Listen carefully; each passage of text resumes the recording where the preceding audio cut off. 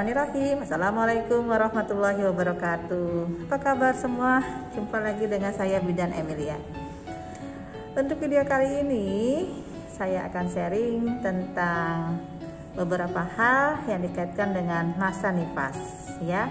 Apa itu masa nifas dan hal-hal apa saja yang bisa dijadikan sebagai panduan atau pedoman, terkait juga tentang mitos-mitos yang beredar saat ini tentang nifas. Yuk disimak ya videonya hingga selesai. Jangan lupa nanti di akhir video untuk memberikan like dan subscribe-nya sehingga channel Emilia Mombipay bisa lebih berkembang dan bermanfaat untuk orang yang lebih banyak lagi. Ya, ditunggu.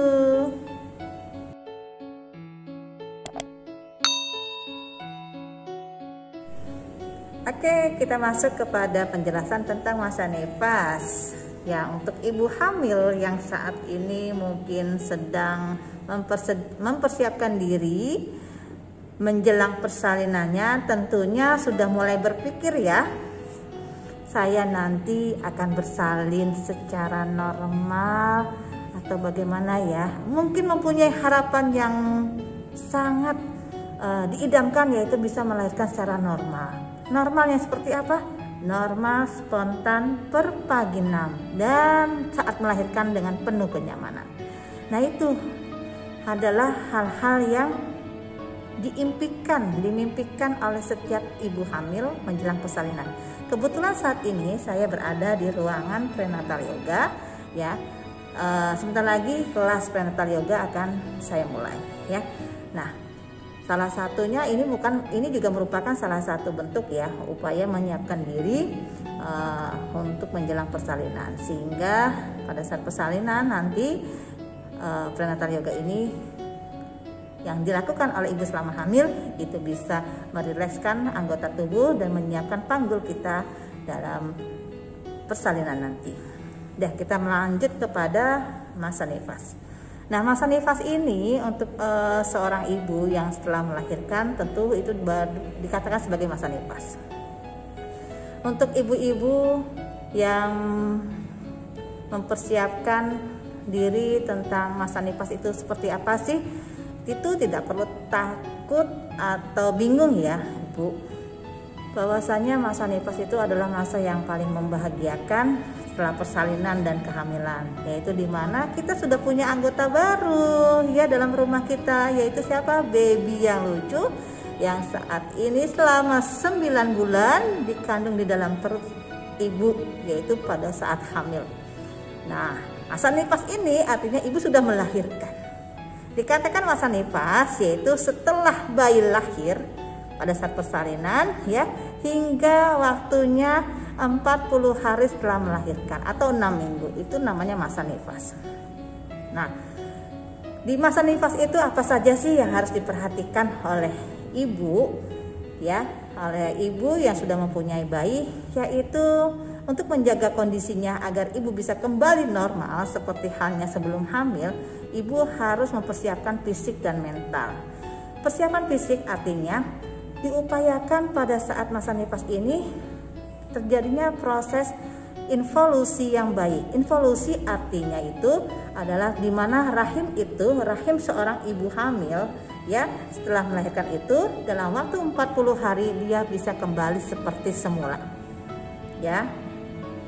Bayangkan ya, pada saat hamil rahim itu dari mulai kecil sebesar buah alpukat, dia membesar hingga di dalamnya itu terisi janin ya, dengan berat badan sekitar 2,5 hingga 4 kg. Bahkan ada yang lebih dari itu, ditambah dengan adanya plasenta, air ketuban. Nah, luar biasa rahim itu bisa berkembang ya, seperti halnya balon.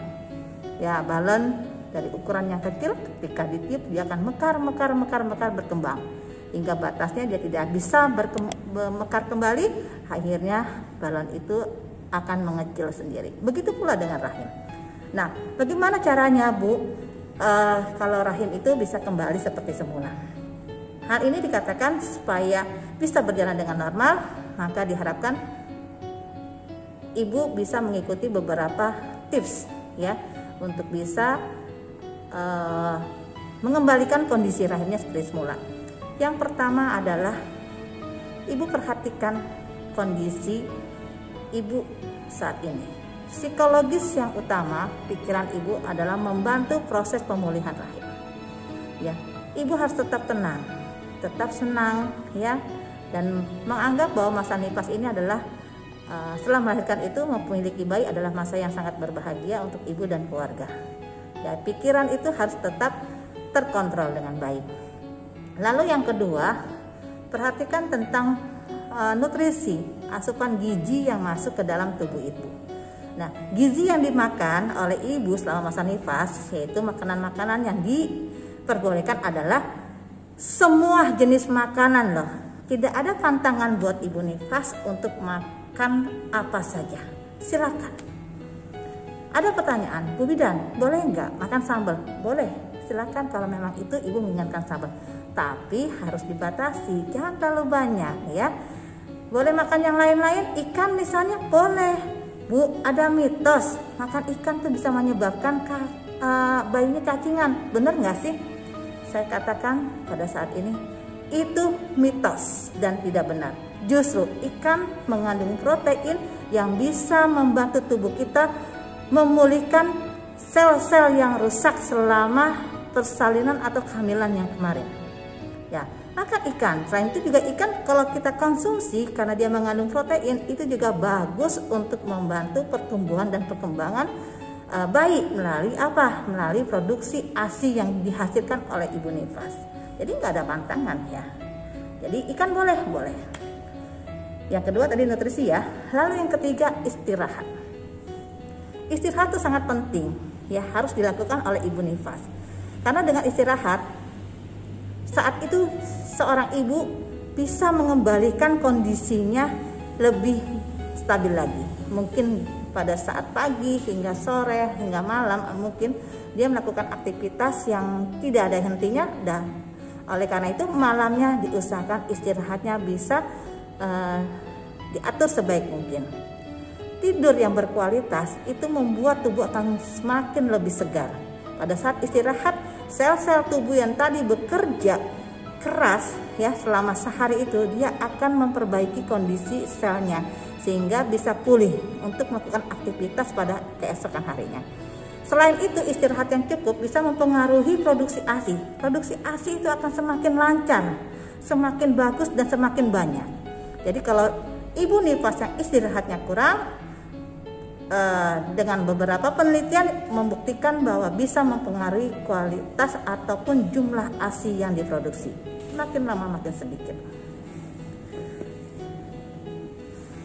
Berikutnya yang keempat, dibutuhkan untuk bisa terjadinya involusi atau pengembalian kondisi tubuh kita atau rahim kita biar cepat kembali seperti semula, yaitu dengan melakukan senam nifas ya, senam nifas atau mungkin ada postnatal yoga, prenatal yoga ada, postnatal yoga ada, atau senam nifas. Nah, senam nifas ini juga perlu dilakukan oleh ibu untuk membantu pemulihan kondisi tubuhnya dengan baik ya, sehingga pada ibu nifas ini yang biasanya terjadi adalah adanya keluhan nyeri otot-otot ya, karena mungkin pada saat hamil terlalu dibatasi gerakannya sehingga terjadi kekakuan pada otot-otot tubuhnya ya, mungkin dari punggung, yang sering terjadi adalah dari punggung hingga kaki dan seterusnya.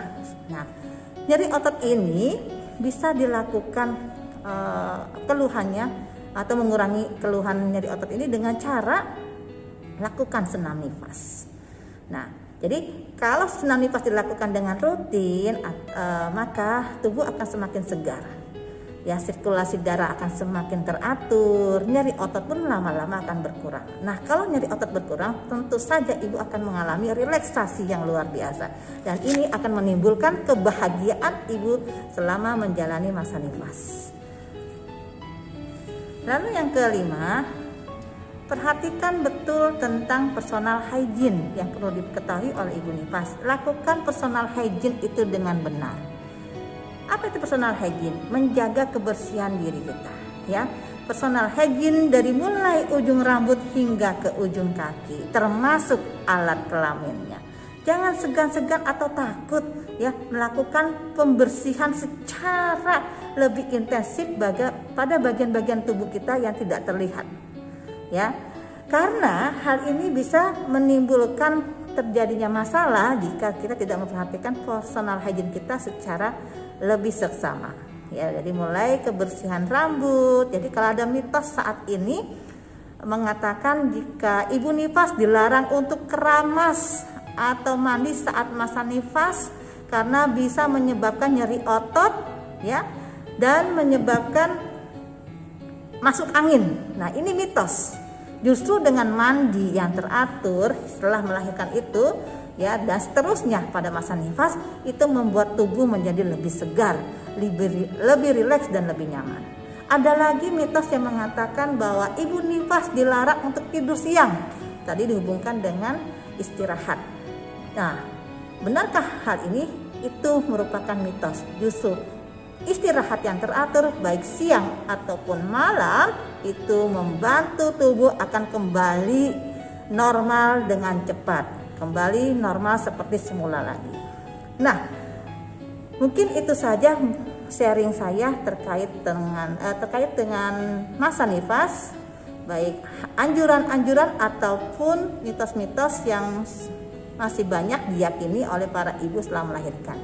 Mudah-mudahan video ini bermanfaat ya, sehingga kita bisa melewati masa nifas dengan baik dan bahagia, serta berusaha untuk terus menjaga diri kita agar tetap sehat sehingga untuk ibu nifas bisa mempengaruhi produksi ASI-nya. Jangan lupa berikan ASI eksklusif kepada bayinya hingga bayi berusia 6 bulan dan teruskan sampai bayi berusia 2 tahun. Oke ibu, terima kasih telah melihat video ini hingga selesai. Mudah-mudahan bermanfaat. Jangan lupa sekali lagi untuk memberikan like dan subscribe-nya. Assalamualaikum warahmatullahi wabarakatuh.